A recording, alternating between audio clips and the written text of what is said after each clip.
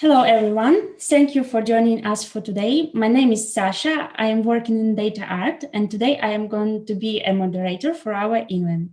And before we start, I would like to inform you that you could ask all the questions in the YouTube chat.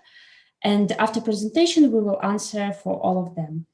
And before we start, I would like to mention a few things, not to prolong, but first one, below in the description, you have feedback form. It is very important for us. Please fill in after the event.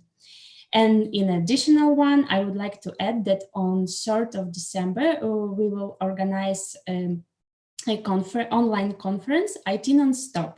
And also the all information is on the description below in our transmission. Okay, I think we can start. And today we have one speaker, Olga Kostova. She will tell you about Product Analytics Stack 2021. So Olga, this is your turn and the stage is yours. Enjoy the presentation and see you after. Yeah, hi everyone, and yeah, in those crazy Corona days and lockdown times, I'm personally overwhelmed with the amount of conferences and online lectures that are available right now, and yeah, and now I'm giving also a talk, one more. Yeah, but that's the end of 2020. Today, the 1st of December, and we have 1 month left, and it's time to think about the next year and prepare for what's coming next. And yeah, to prepare for what's coming next, I've made this presentation. I guess I can share my screen. Just a second. Screen.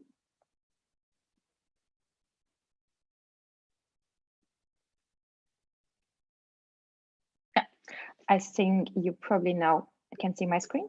And yeah, so the topic of today's talk is Product Analytics Tech 2021 Slim and Powerful. And thing that we are going to cover today are which mobile and web analytics tools do we still need in 2021.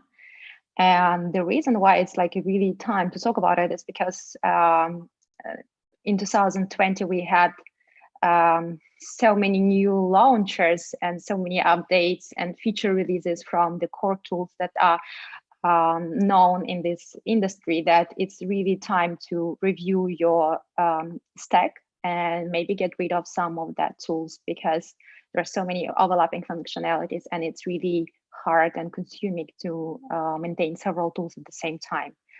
So yeah, let me maybe just introduce myself. My name is Olga, as was already said, and yeah, I'm having more than 8 years of experience in this field. And over the course of those 8 years, I had a chance to work with pretty much everything. Yeah, almost everything, not everything, but a lot.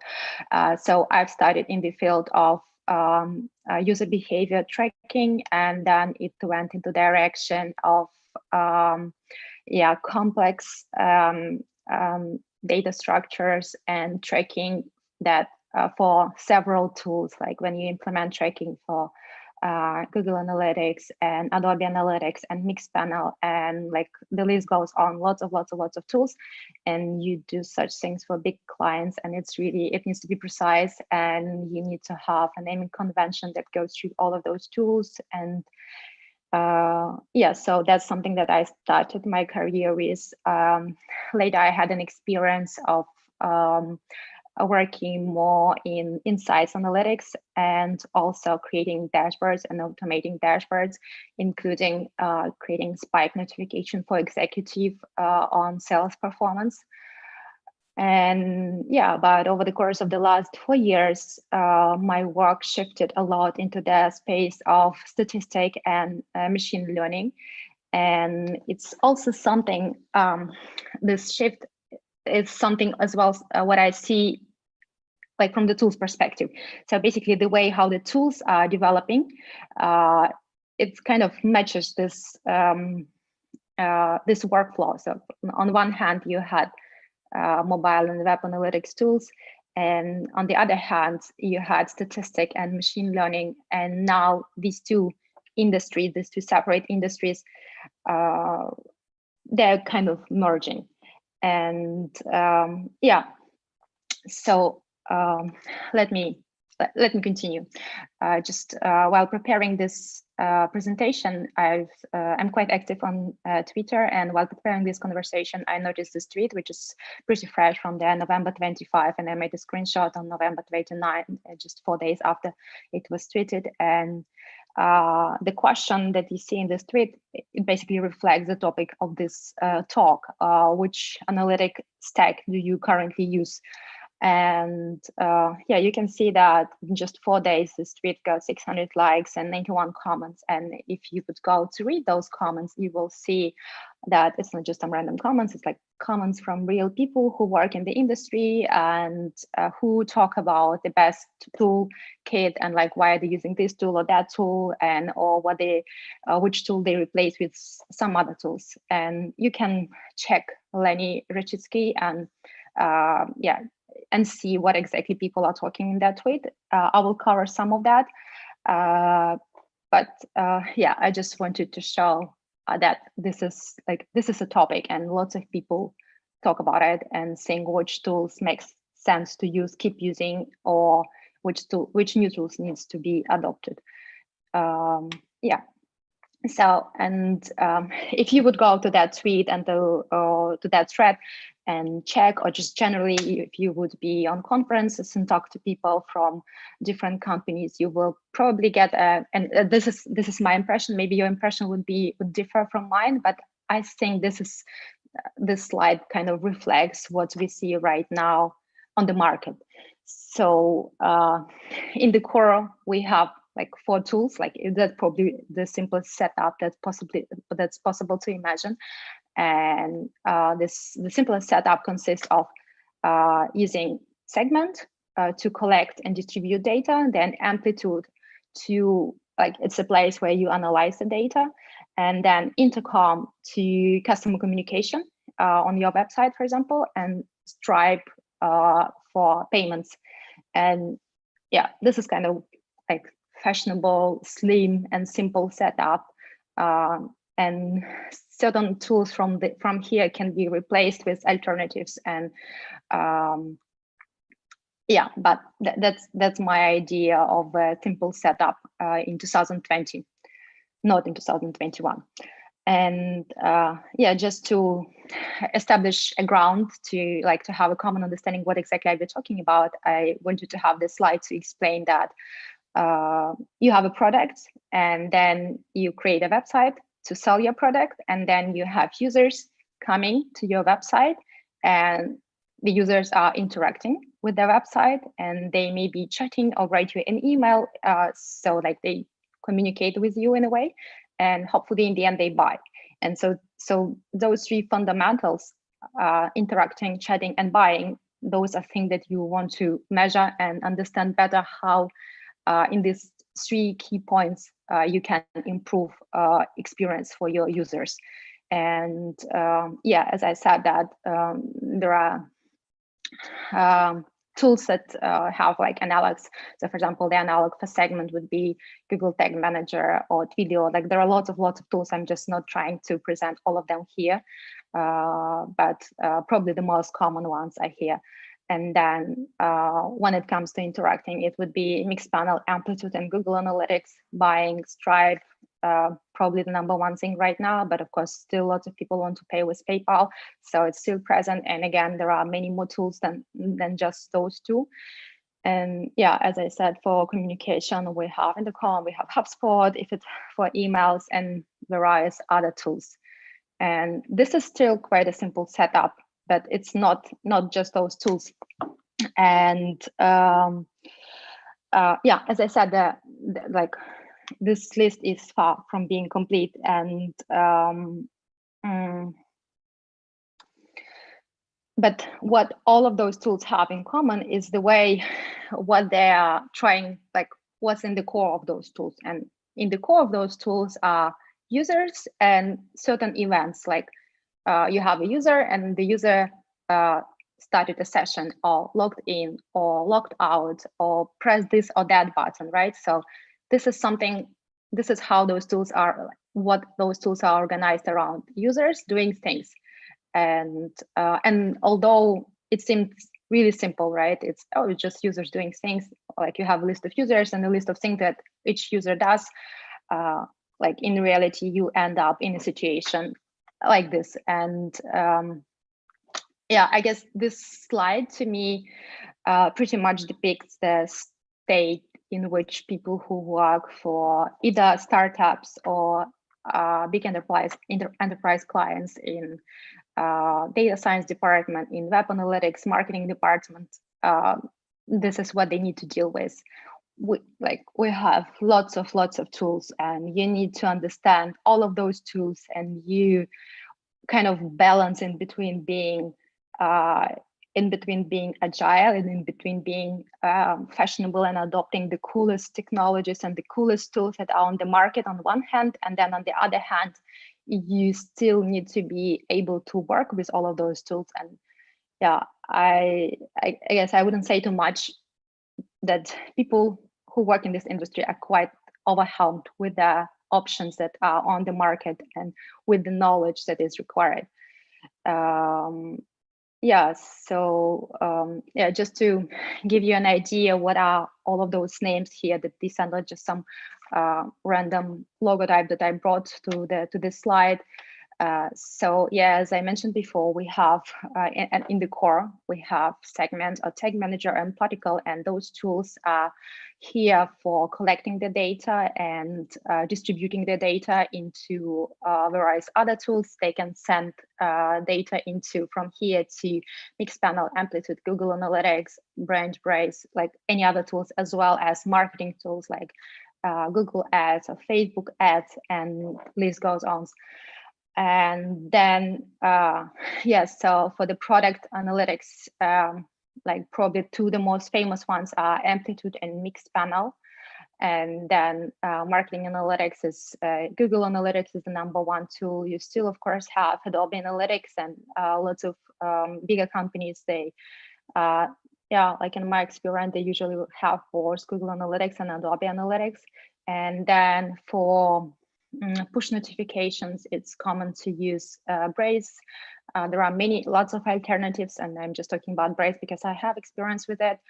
And yeah, to understand better user behavior on screens, like how they scroll, like blind spots on your screens, it's common to use Hotjar or Crazy Egg. And again, this is just, I wouldn't even say the most common, but maybe they are the most common two tools. But the list goes on. There are so many more other tools that that serve you for the same that serve the same purpose. And then you have something for email marketing, which probably, if it's a big enterprise, it's something like Marketo or MailChimp, and lots of other tools for data visualization. Tableau, MicroStrategy, Google Data Studio, payment we already covered. And yeah, I would like to bring your attention to those two tools, Zapier and Tray.io. So those tools, they basically help you send data in between all of this tool set. So imagine you have Salesforce, and you have let's say Mixpanel. So with Zapier or Tray, because it does the same thing as Zapier, you can, when your sales manager created a record in Salesforce regarding a certain user, you can send that record into your Mixpanel and update information about that user in Mixpanel, and vice versa. And Zapier and Tray.io, they allow you to connect several tools and update information regarding users in between those tools, which is really cool. And yeah, but it's another tool to understand how to work with. Yeah, so as you can see, there are so many tools, and this is not the full list. The list is not completed right here. It makes sense to review sometimes the stack that you are using, and yeah, and maybe simplify it a little bit. Yeah, to have this idea to simplify the tool set that you are using, we need to start this conversation that we need to use less tools. And like, from what I see, this conversation is not out there right now, and people are just like always talking about adopting new tools, new tools. And yeah, but this is just my feeling after 8 years of working in the field, that it's time to start reviewing the amount of tools you have, and optimizing this setup. So that's my call to action. If you have the same feeling, like, review the tool set that you have, and maybe remove some of the tools that are no longer bringing something new, that are no longer having unique features, because the features, like the reasons why you adopted them, are now covered by the features from other tools that are more important for your business. Yeah, so I wanted to bring this slide to explain how this industry started, and how it looks like, how it was developing, and why 2020 is such a big year, and like really a time to review your web and mobile tool set infrastructure. Yes, so in 2005, there was this tool, Orchard, and it was bought by Google, and I'm not sure but pretty soon it became Google Analytics. And yeah, and Google Analytics was sort of classic Google Analytics till 2013, and only in 2013 there was Universal Analytic launched, and that was like a big step, like from Google Analytics Classic to Universal Analytics. And I joined the industry like somewhere around here in 2011, and I had the chance to see how Google Analytics was transforming over time, and then also how other tools were appearing on the market and as well transforming. So yeah, Mixpanel appeared in 2009, Braze in 2011, and then Amplitude was in 2012, and then Branch in 2013. And yeah, Branch is a tool to create deep links for your app and tag them so that you can understand like where the downloads of your app come from if you do paid advertising. Or not only paid advertising, if you like show links to download your app on the website or elsewhere. Yeah, and then so yeah, in 2016, Google Tag Manager was launched for the first time, and since Google Tag Manager was launched, lots of people considered that it's not, yeah, like lots of let's say cool tech companies, they would say that Google Tag Manager is not cool enough, and that you should use server-side Tag Manager, which is Twilio or a Segment. But in 2020, Tag Manager became server-side as well, and they just recently announced that just a couple of months ago. And yeah, another important tool that was developing over the last decade was Firebase.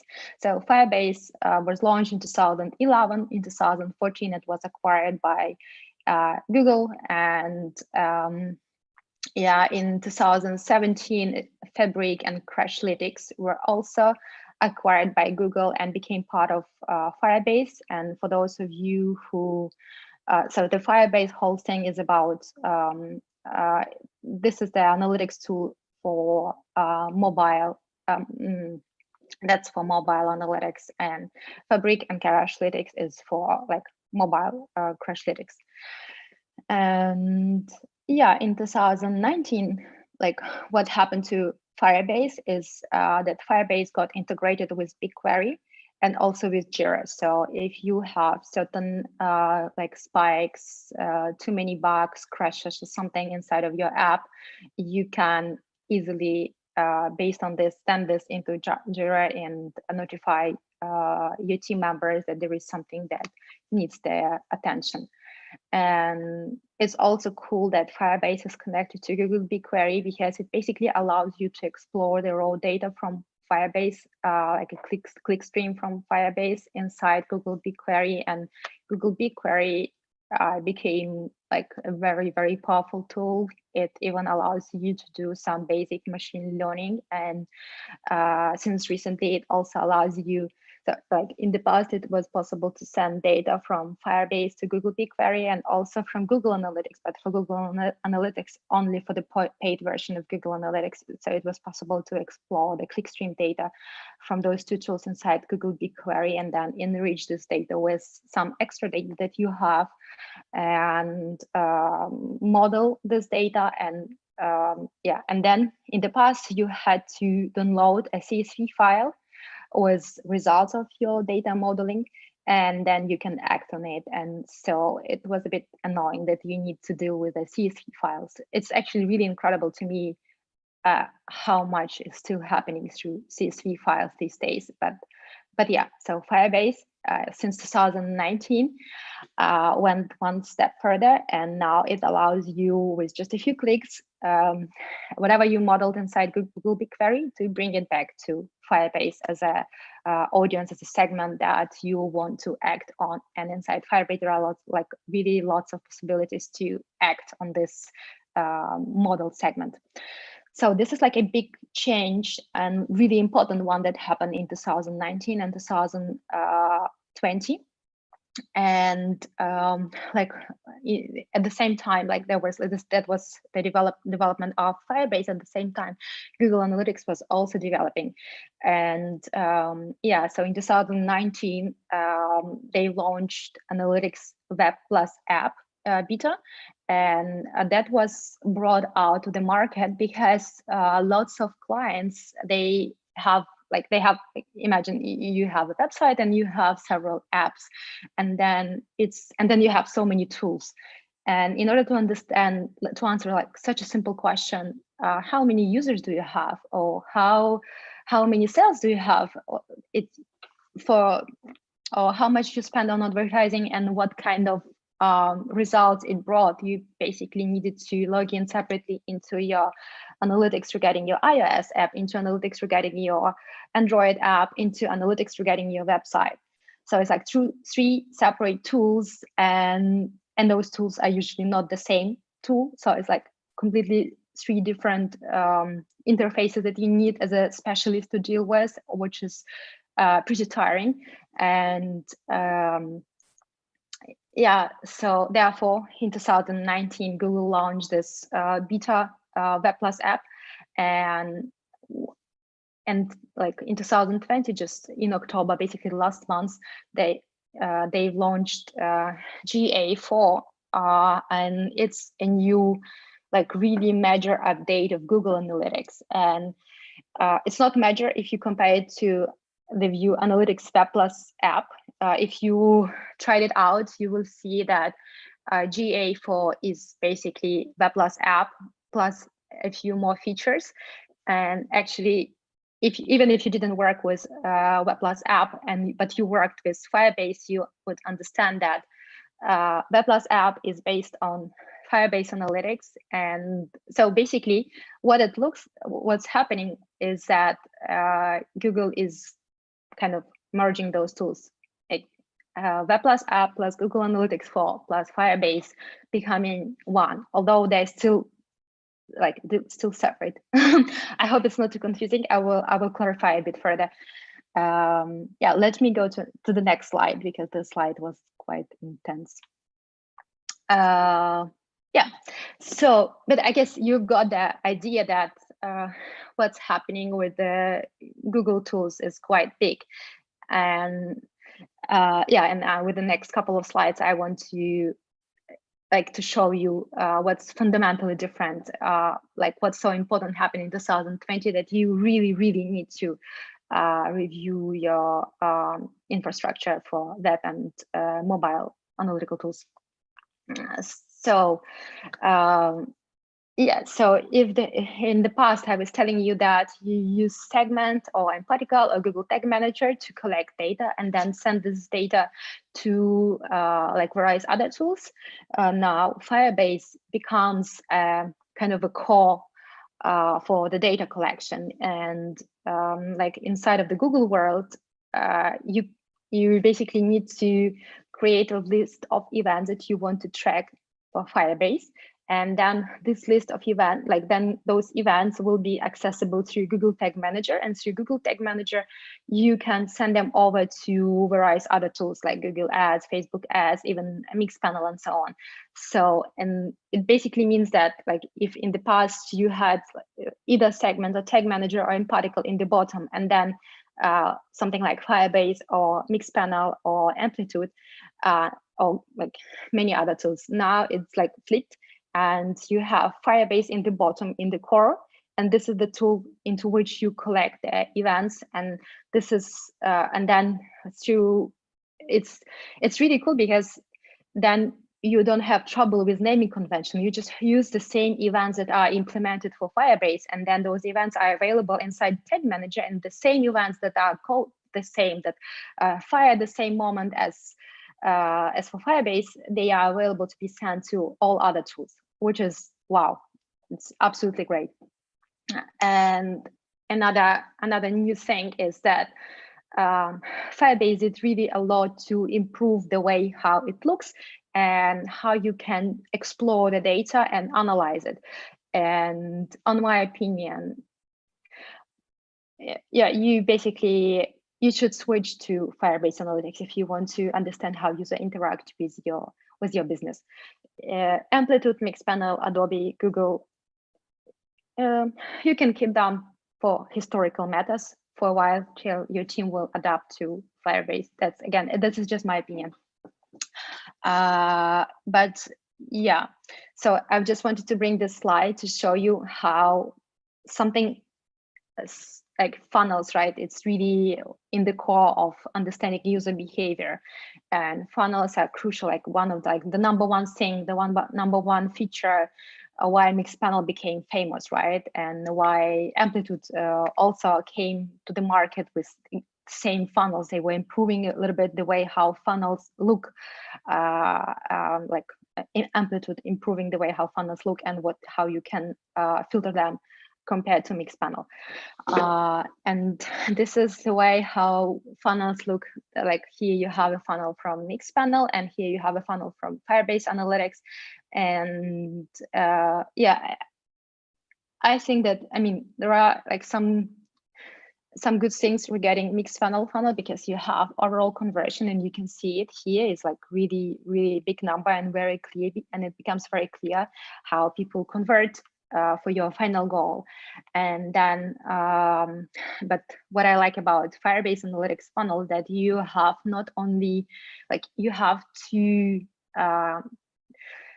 kind of two ways to look through the funnel. Like you have this funnel like session start, add to cart, begin checkout, and purchase, and then you can look at this funnel through the user perspective of how many users went through this funnel, or you can use you can look at this funnel through the event count perspective. And this is like, I haven't made two screenshots, but actually it looks really different. Like you have, for example, that I just took for some hours as an example, you have 44 users who started the session, and then 18 who pressed add to cart, and begin checkout 11, and purchase 10. And if you would go to event count, the numbers will be really, really different. And it's, I mean, it's not always the case that you need to count how many times person pressed add to cart. Sometimes it makes more sense to count how many users pressed add to cart or pressed checkout, right? So, and like Mixpanel, neither Mixpanel or Amplitude gives you this view, while Firebase does. And again, as I said, like for example, Firebase doesn't show the total conversion rate for this funnel, while Mixpanel does it. Maybe Firebase will add this thing later, but this is the state right now. And also in I think October, in the end of October, there was Firebase Summit, and they launched lots of new features that come with Firebase right now. And I just wanted to list them here because I find them extremely cool and very much needed. So like one thing is admin API that allows you to, through the like control how many users have access to your account, which access they have, like permissions control. And it may be not a big deal if you're a small startup and you have just like, I don't know, a couple of people, but if you're a big organization, that's always a trouble. People who work with us, they know. So, and it's absolutely amazing that Firebase did it already, and it simplifies and speeds you up a lot.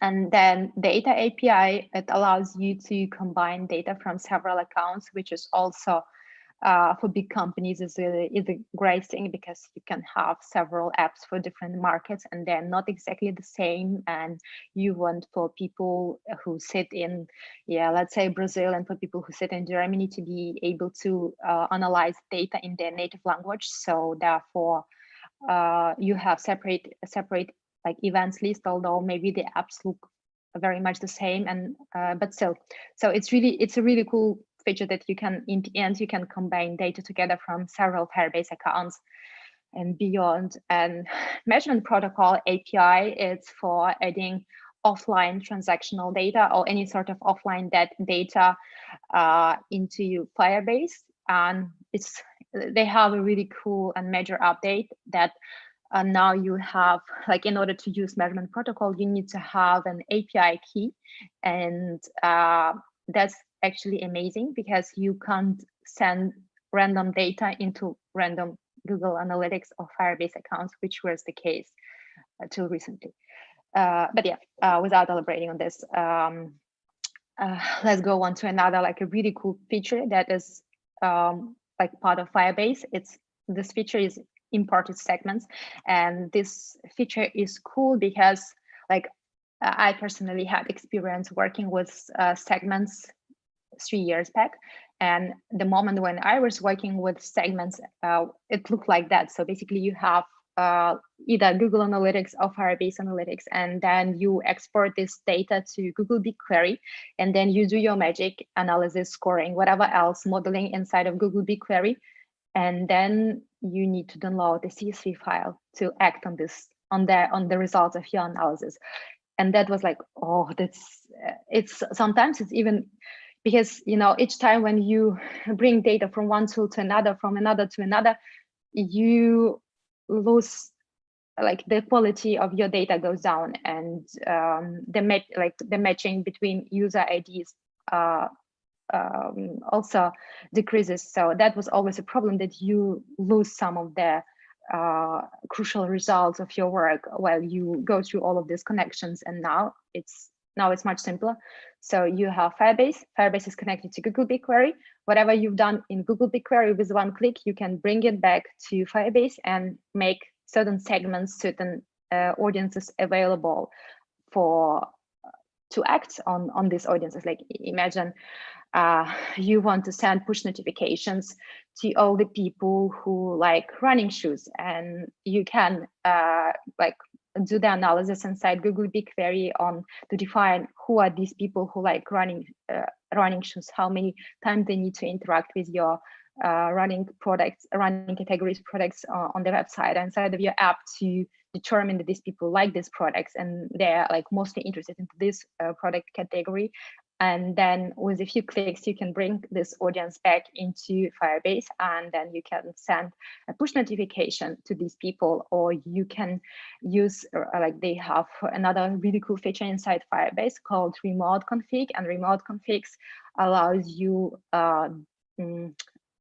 to have special experiences for certain audiences of people. So if you know that these people like running, you can adjust the way how the app look for runners, and you can adjust the way how the app looks for people who like some other sports, if it's about sports. If it's not about sports, you like whatever, like you have people who fly from New York, you can show them information inside your app relevant for people in New York. And that's possible with remote config and with like advanced segmenting that is part of Firebase.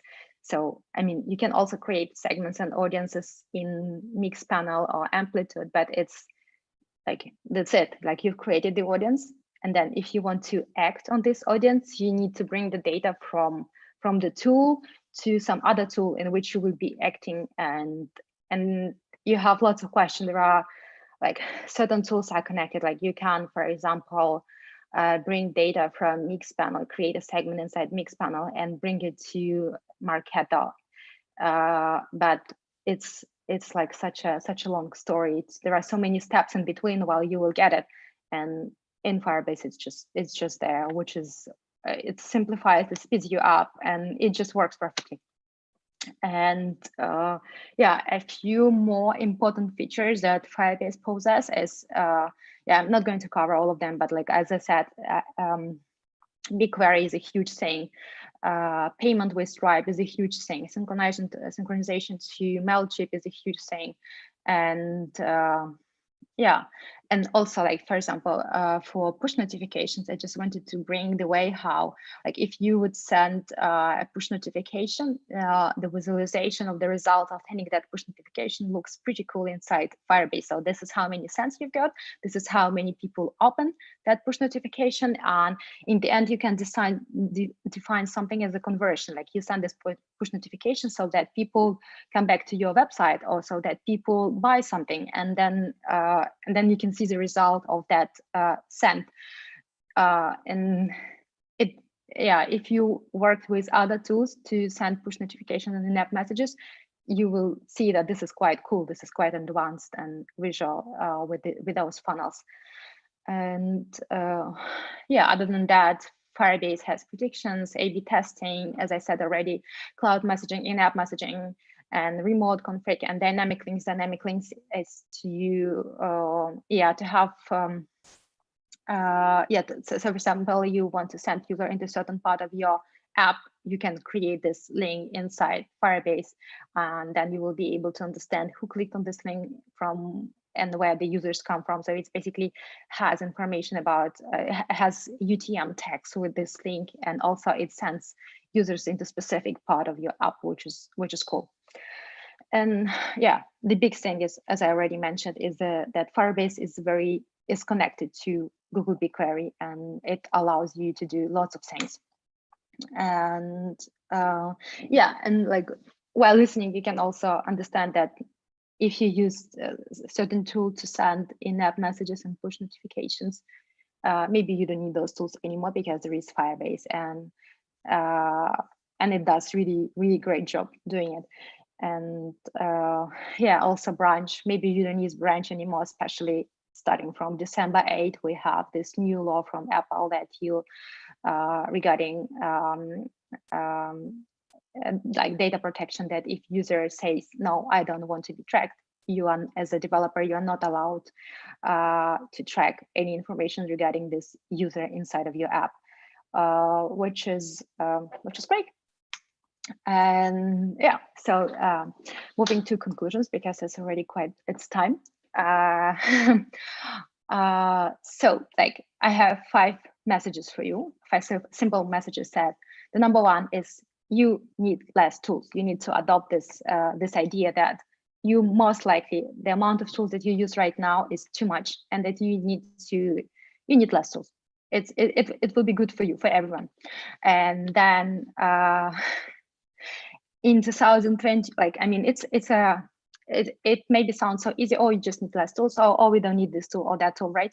But it's really hard to, if your users, they've got used to, if people in your team, they've got used to certain tool, it's really takes time for them to like stop using this tool, right? So, I mean, 2021 could be a year when you prepare mentally your team members that we need less tools, and this tool we don't need anymore because the features it has also included in some other tool. And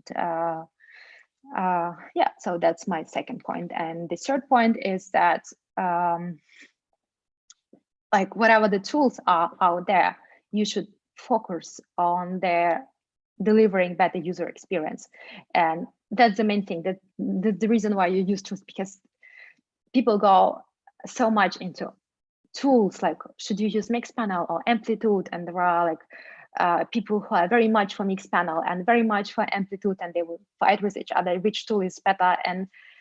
But don't forget that better to deliver a better user experience, and it doesn't matter which tool you use for that. And so focus on the core things and less on the adoption of new coolest tools and technologies. And yeah, on my view, the reason why I talk so much about Firebase, because you basically can't get rid of Firebase. Firebase is connected to, it's a Google owned tool. And then if you do any sort of advertising, that means that you most likely use Google, and that means that most likely most of your marketing budget goes on Google, and that means that you want to understand how you spend your marketing budget. So it's the way how it is right now, that you kind of need to use Google tools to understand how you spend money in Google. And therefore, Firebase is the #1 tool that you can't get rid of, and you should start be better in using this tool next year if you are not there yet. And then, of course, CRMs like Salesforce, you can get rid of them. it will be there. And then tools to for email marketing campaigns. Email marketing, they will be always there. One, like MailChimp, Marketo, anything what you use, what you like. Stripe, you need it. And then something like Intercom or analogs of Intercom, you need it. Zapier, as I mentioned, you need it. If you don't have the tool that helps you connect several tools, you should probably get into it and like learn more about Trio or Zapier and adopt one of these tools. Or like, I think there are some more, but those two are the most famous ones. And then BigQuery, you need to start using it if you are not doing it yet. And Data Studio for visualization or any sort of analog of Data Studio. And yeah, although I was presenting it, so that now Firebase is in the bottom, and it almost replaces Google Tag Manager, and in particular, it not exactly does it, and you still need this either one of those, like either segment Google Tag Manager or in particular to distribute the data to other tools that are not part of the Google infrastructure. And so what I mean by that if you collect events with Firebase, you still need to send those events to Google Tag Manager if you want to see them in, let's say, in let's say Mixpanel or any other, or in Facebook or elsewhere. So yeah, you will have to keep one of these tools. And then the last thing, that it's time to learn SQL if you still don't have any knowledge of SQL. And it's really time to start with machine learning, because this is the way how the industry moves. It becomes less and less, it makes less and less sense to analyze data by hand, and it makes more sense to just collect the data and put it through various models and then come up with insights and act on this data. And this is what machine learning allows you doing. Yeah, so I hope this talk will be useful, and it will inspire you and give you some direction for 2021. And yeah, in case you have any questions, you can find me on Twitter, or right now ask in chat. And yeah, I need to say that it was quite an experience, because right now I'm sitting in my room in front of my computer and I'm just talking and talking and talking. And I hope I was clear enough. And if you have any questions, let me know, please. I guess that would be it from my side. And yeah, Sasha, maybe you have something to add.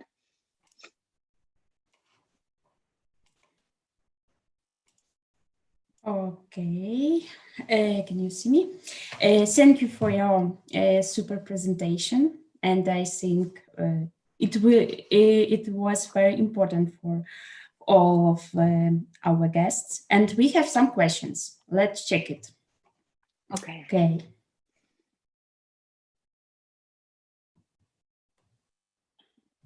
Okay.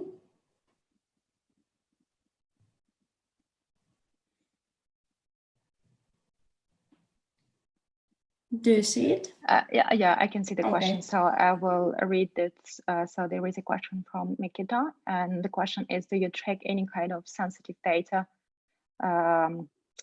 to Google Analytics Firebase, like emails, full names, internal IDs used in your products backend? No, that's not a good idea. It's I'm reading the right question. So no, you are not like you are not supposed to send any sort of emails, names, IDs. I mean, some IDs are possible to send to Firebase and Google Analytics, but no, user identifiable information should be stored in your Google Analytics or Firebase. Yeah, that's forbidden. For that, you will have to use some other tools like Salesforce or something else. This is the place where you have your customer data, and Firebase and Google Analytics aren't. And then I also see a question from Artem. Which marketing email tool you may recommend for average size company with, let's say, 500K active customers? So I guess my first suggestion would be MailChimp. And it's a really cool tool, and they do a lot for like when it comes to machine learning, which is really cool. And this is, if you have 500K users, you want to segment them in some smart way, and you need to have to like adopt machine learning for that, for the segmentation. So I guess, yeah, MailChimp would be the #1 suggestion, because I don't have that much experience of working with email marketing, and yeah, my experience is basically based on using MailChimp and Marketo, and among those two, I would say MailChimp is more progressive. But that's my personal opinion. And then I see one more question is, are there better alternative than CSV integration between those tools?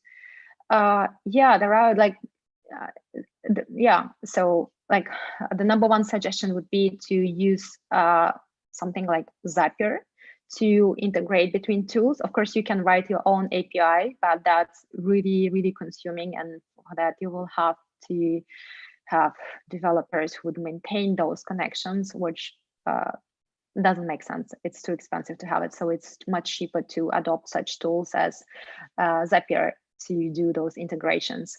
If there are no existing, because like some tools they have, for example, if you have a paid version of Google Analytics and you use Salesforce, there is nothing that you need to integrate. It's just if you click to connect those tools. And if you don't have a paid version of Google Analytics and you still want to connect it to Salesforce, you will have to either use an API or CSV files to update the data, or which is more convenient, is to use something like Zapier. I guess that would be my answer. And then I see one more question, which is, does Google Analytics Firebase provide agreement text for end user, or we should generate that legal stuff by ourselves for different countries? Yeah, exactly. You need to work with your legal department and generate the consent messages yourself.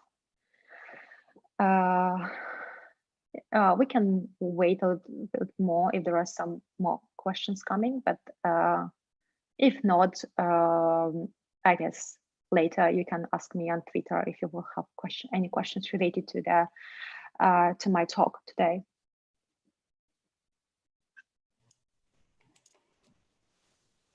Okay, and I think that's all questions for today. But of course, if you have some question, you can follow Olga on Twitter and ask directly. Okay, thank you for your super presentation. And if you want to join other of our events, please follow our webpage or find our page on Facebook. And all the information you have directly under this video. Thank you for watching, and thank you for coming. Bye. Yeah, okay. It was my pleasure to be talking here, and I wish everyone like an amazing December, and hopefully much better 2021 than 2020. Yeah. Yeah.